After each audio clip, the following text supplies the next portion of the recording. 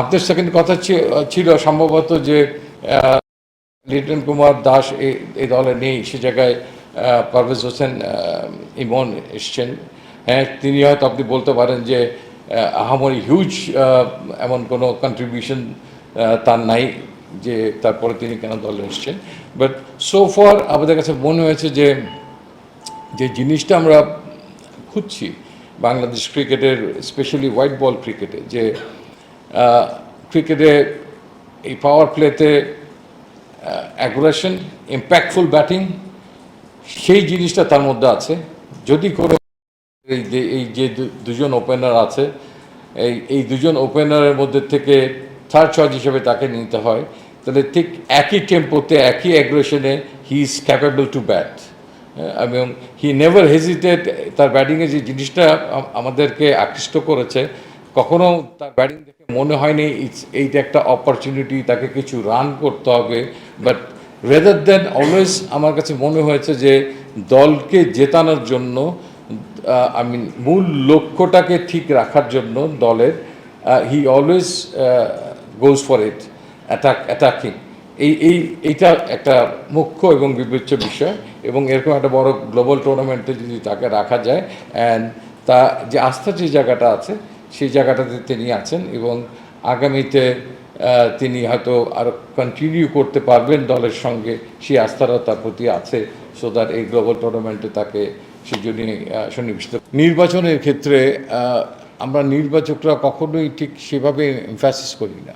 Basically সেখানে captain এবং কোচের মতামতের মূল্যটাকেই সবচেয়ে বেশি গুরুত্ব দেওয়া হয়, এবং তারা সেই সময় যে প্লেয়ারটাকেই সবচেয়ে যোগ্য এবং উপযুক্ত মনে করে তাকেই খেলায়। অনেক সময় সে কারণেই হয়তো আপনি দেখতে পারেননি ইমনকে। বাট কোনো কোনো ক্ষেত্রে দল গঠনের সময় আমাদেরও মনে হয় যে এই প্লেয়ারটা কার্যকর ভূমিকা রাখতে পারে, আমরা তাদেরকে সঙ্গে ডিসকাশন নিশ্চয়ই একটা আলাপে যাই, এবং গিয়ে কেন তাকে আমরা নিচ্ছি সেই যৌক্তিকতাটা তুলে ধরার চেষ্টা করি। হয়তো আপনি দেখেছেন যে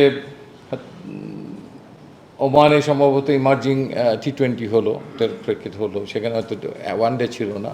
but we are talking about the approach, তামিমের, জুনিয়র তামিমের যে অ্যাপ্রোচ, সেই অ্যাপ্রোচগুলোর সঙ্গে মিল রেখে আমরা এরকম একটা ইম্প্যাক্টফুল প্লেয়ার চাচ্ছি, যে নাকি হোয়াইট বল ক্রিকেটে বাংলাদেশ এর শুরুটাতে প্রতিপক্ষের এগেনস্ট একটা ইম্প্যাক্ট রাখতে পারে, সে কারণেই একটা সুযোগ দেওয়া।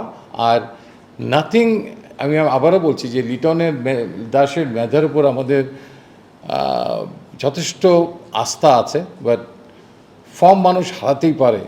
মানে একটা হাই ভ্যালুর কোয়ালিটির গাড়িও আপনাকে মেনটেন্যান্সের জন্য নিতে হয়, সো দ্যাট এবার আমার কিছু অ্যানালিস্টের সঙ্গে কিছুক্ষণ বসার সুযোগ হয়েছিল, তো তাদের কার্যপরিধি দেখে আমার বুঝতে বাকি নেই যে আমাদের এগেনস্টেও প্রতিপক্ষের অ্যানালিস্টরা কত সূক্ষ্মভাবে বিচার করে এবং তাদের ট্র্যাপগুলো তারা সাজায়।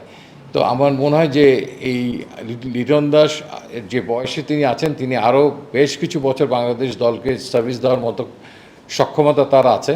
তো তাকে আবার আমাদের একটু শক্তিশালীভাবে ফেরত আনা, শক্তিশালী বলতে আমি বোঝাচ্ছি যে তিনি square of the wicket out হয়ে যাচ্ছেন, আপনারা নিজেরাও জানেন প্যাটার্ন অফ দ্য উইকেট, তার ওয়াগন হুইল যদি দেখেন অনেক জায়গা থেকে তার রান আসছে না, সেই জায়গাগুলোর থেকে তার রান আনার সক্ষমতা, সেই জায়গাগুলোতে আরেকটু শানিত করা, দ্যাটস ইট।